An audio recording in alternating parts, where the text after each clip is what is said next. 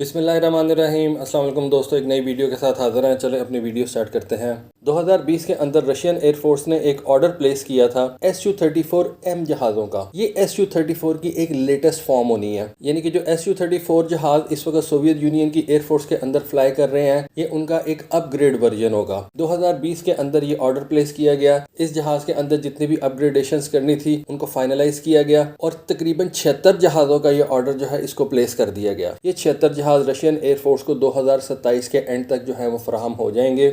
As per schedule अगर ये चलता सारा कुछ तो 2027 तक ये तमाम 76 जहाज़ जो हैं ये एयरफोर्स के हवाले कर दिए जाएंगे। इन Su-34M जहाज़ों के ऑर्डर को प्लेस करने का असल मकसद ये था कि रशियन एयरफोर्स के पास जो इस वक्त पुराने Su-24 जहाज़ हैं उनको वो इन Su-34M जहाज़ों से रिप्लेस करें। 76 जहाज़ जो हैं वो रशियन एयरफोर्स के हवाले से तकरीबन 2 फुल रेजिमेंट्स जो हैं वो बनते हैं और Su-24 जो इस वक्त रशियन एयरफोर्स के अंदर काम कर रहे हैं, ऑपरेशनल हैं, उनको इन 76 नए जहाज़ों से रिप्लेस कर दिया जाएगा। Su-34 जहाज जो है वो वैसे ही Su-24 जहाज से काफी ज्यादा बेहतर है। Su-24 जहाज से इसकी जो एंड्योरेंस है वो भी ज्यादा है। Su-24 से ज्यादा इसके अंदर पावरफुल सेंसर सूट्स जो हैं वो लगे हुए हैं। इसकी रेंज जो है वो Su-24 जहाज से ज्यादा है। जो नए वेपन सिस्टम इस वक्त रशिया ने तैयार किए हैं और Su-24 जहाज उनको नहीं अभी उठा सकता या उनके साथ इंटीग्रेट नहीं किया गया, ये Su-34 जहाज जो है उन नए वेपन्स को जो है वो उठा सकता है और फायर कर सकता है। Su-34 जहाज जो है वो KH-101 और KH-102 जैसे क्रूज मिसाइल्स को भी उठा के लेके जा सकता है, जिनकी रेंज 3500 किलोमीटर से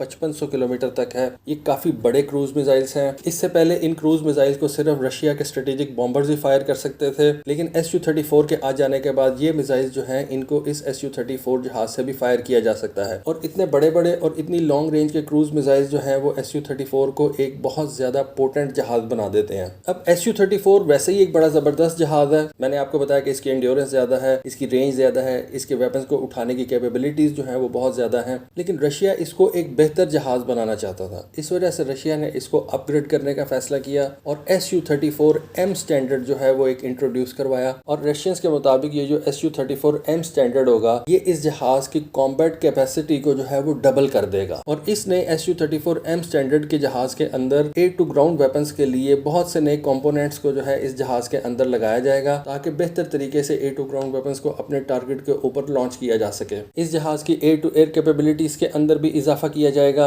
और R-77 का नया वर्जन जो है वो इस जहाज के साथ इंटीग्रेट किया जाएगा। बेसिकली अगर ओवरऑल देखा जाए तो Su-34M के अंदर पुराने Su-34 से बेहतर एवियोनिक्स लगाए जाएंगे, एक बेहतर रेडार लगाया जाएगा, बेहतर कम्युनिकेशन सिस्टम जो है वो लगाया जाएगा, नए स्मार्ट बॉम्ब्स जो हैं वो इस जहाज के साथ इंटीग्रेट किए जाएंगे, नए मिसाइल्स जो हैं वो इस जहाज के साथ इंटीग्रेट किए जाएंगे। इस जहाज के अंदर जो इलेक्ट्रॉनिक वॉरफेयर की कैपेबिलिटीज हैं उनको एनहेंस किया जाएगा और इस जहाज के अंदर नए हार्ड पॉइंट्स का भी इजाफा किया जाएगा, जिससे इस जहाज की कॉम्बैट कैपेसिटी जो है उसको वो डबल करेंगे। अब जुलाई 2022 के अंदर एक खबर आई है कि 2 साल पहले जिन Su-34M स्ट्राइक एयरक्राफ्ट का जो ऑर्डर दिया गया था उसका पहला यूनिट जो है वो रशियन एयरफोर्स के हवाले कर दिया गया है। जैसा कि मैंने आपको बताया कि रशियन एयरफोर्स ने ऐसे 76 जहाजों का ऑर्डर कर रखा है और जब ये 76 के 76 Su-34M जहाज रशियन एयरफोर्स के फ्लीट में इंडक्ट हो जाएंगे तो उस वक्त रशियन एयरफोर्स के पास Su-34 जहाजों की तादाद तकरीबन 200 के करीब हो जाएगी। 124 के करीब Su-34 जहाज ऑलरेडी रशियन एयरफोर्स के अंदर ऑपरेशनल है। काफी जो है वो यूक्रेन के अंदर तबाह भी हुए हैं, लेकिन फिर भी 124 का नंबर जो है वो इस वक्त रशियन एयरफोर्स के पास ऑपरेशनल है। अगर रशियन एयरफोर्स के अंदर Su-34 की पॉपुलैरिटी को देखा जाए तो हमें ये पता चलता है कि पिछले कुछ सालों के अंदर रशियन एयरफोर्स ने जितने Su-34 अपने एयरफोर्स में इंडक्ट किए हैं उतने उन्होंने ये Su-35 भी इंडक्ट नहीं किए अपनी एयरफोर्स के अंदर। इससे ये पता चलता है कि रशियन एयरफोर्स को इस वक्त स्ट्राइक जहाज़ों की ज्यादा जरूरत है और इसी वजह से 2 साल पहले उन्होंने इस जहाज को अपग्रेड करने का एक प्लान बनाया और पिछले कुछ सालों के अंदर Su-34 जहाज़ों का जो नंबर है वो Su-35 जहाज़ों से भी ज्यादा इंडक्ट किया गया। एक और वजह भी थी और वो ये कि रशियन एयरफोर्स जो है वो अपने पुराने Su-24M जहाज़ों से जो है वो अब जान छुड़ाना चाहती है। बहुत पुराने हो चुके हुए हैं, डेफिनेटली उनकी जो प्रोडक्शन लाइन है वो भी अब खत्म हो गई हुई है। उनके स्पेयर पार्ट्स की अवेलेबिलिटी का भी मसला है, उनको मेंटेन रखने का मसला होगा, उसकी कॉस्ट अब काफी ज्यादा हो गई होगी क्योंकि जब एक जहाज जिसकी प्रोडक्शन लाइन बंद कर दी जाती है तो उसके बाद उसकी मेंटेनेंस जो है वो बहुत ज्यादा महंगी हो जाती है। तो इस वजह से भी Su-34 जहाजों की जो प्रोडक्शन है और उनकी इंडक्शन रशियन एयरफोर्स के अंदर उसको तेज किया गया। ये जो Su-34M जहाज तैयार किया गया है जिसका पहला यूनिट यूनिट अब रशियन एयरफोर्स के हवाले कर दिया गया है। इसके बारे में कहा जाता है कि इसकी रेंज जो है वो तकरीबन Tu-22M बॉम्बर के करीब है, यानी कि ये Tu-22M बॉम्बर की रेंज को जो है वो टच करता है, उससे ज्यादा तेज उड़ सकता है। ठीक है, उस जितने जो है वो वेपन्स कैरी नहीं कर सकता होगा, क्योंकि Tu-22 जो है वो एक बड़ा बॉम्बर है, बड़े साइज का जहाज है, लेकिन फिर भी इसके अंदर ज्यादा किस्म के वेपन जो है वो आ सकते हैं। ये उससे ज्यादा स्पीड से जो है वो उड़ सकता है और अपने आप को डिफेंड करने की इसके अंदर जो कैपेबिलिटीज हैं वो बहुत ज्यादा है Tu-22M बॉम्बर से, क्योंकि Tu-22M बॉम्बर जहां भी जाएगा उसके साथ एस्कॉर्ट जरूर जाएगा, Su-35 का एस्कॉर्ट जाएगा या किसी और जहाज का एस्कॉर्ट जरूर जाएगा। जबकि ये जो Su-34 जहाज है इसके ऊपर आप खुद से जो है वो एयर टू एयर मिसाइल लगा सकते हैं, शॉर्ट रेंज भी और लॉन्ग रेंज भी, तो ये अपने आप को खुद से जो है वो काफी हद तक डिफेंड कर सकता है। जबकि ये जो Tu-22 बॉम्बर्स हैं इनके साथ फाइटर एस्कॉर्ट का जाना जो है वो जरूरी है। फिर एक Su-34 जहाज का और एडवांटेज बताया जाता है, वो ये है कि इसका जो फ्रंटल रेडार क्रॉस सेक्शन है वो Su-35 से बेहतर है, और Su-34 का जो फ्रंट से आप रेडार क्रॉस सेक्शन लेते हैं वो इसको तकरीबन एक क्रूज मिसाइल जितना रेडार क्रॉस सेक्शन देता है। खैर ये अब क्लेम है रशियंस का, इस क्लेम के सच्चे होने के बारे में तो मैं कुछ नहीं कह सकता, लेकिन एटलीस्ट रशियंस इस बात को जो है वो क्लेम करते हैं कि Su-34 का जो फ्रंटल रेडार क्रॉस सेक्शन है वो तकरीबन एक क्रूज मिसाइल जितना है। बाकी अब ये जो Su-34M जहाज है इसका एक यूनिट जैसे कि मैंने बताया कि रशियन एयरफोर्स के हवाले कर दिया गया है। इस जहाज के अंदर अल्जीरियन एयरफोर्स जो है वो भी इंटरेस्टेड है, रशियन नेवी भी इस जहाज के अंदर इंटरेस्टेड है। देखें आने वाले वक्तों के अंदर ये जो Su-34 जहाज है ये कितना ज्यादा सक्सेसफुल होता है और इसकी एक्सपोर्ट्स के अंदर रशिया कितना ज्यादा कामयाब होता है, क्या इसको रशियन नेवी जो है वो भी चूज करती है, तो ये तो आने वाले दिनों के अंदर पता चलेगा। लेकिन फिलहाल रशियन एयरफोर्स जो है वो इस जहाज के हवाले से काफी ज्यादा जो है वो पुरुमीद है। तो दोस्तों ये एक अपडेट थी Su-34 जहाज के ऊपर, सोचा आपके साथ शेयर करूं। होपफुली आपको आज की वीडियो, आज की इन्फॉर्मेशन पसंद आई होगी। कमेंट सेक्शन में अपनी राय से जरूर आगाह कीजिएगा। आज के लिए बस इतना ही। Thank you. Allah Hafiz.